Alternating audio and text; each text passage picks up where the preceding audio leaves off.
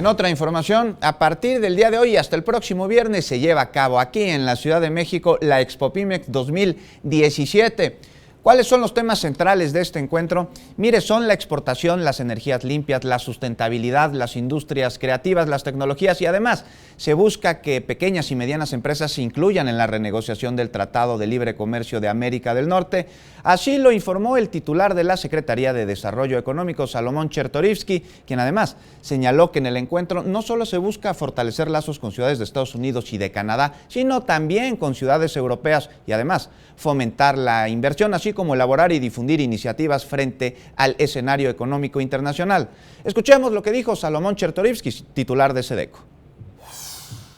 Sobre todo lo que intentamos fue aprovechar el momento que se vive y la coyuntura de la renegociación del Tratado de Libre Comercio para ver de qué manera las pequeñas y medianas empresas en ello encuentran oportunidades.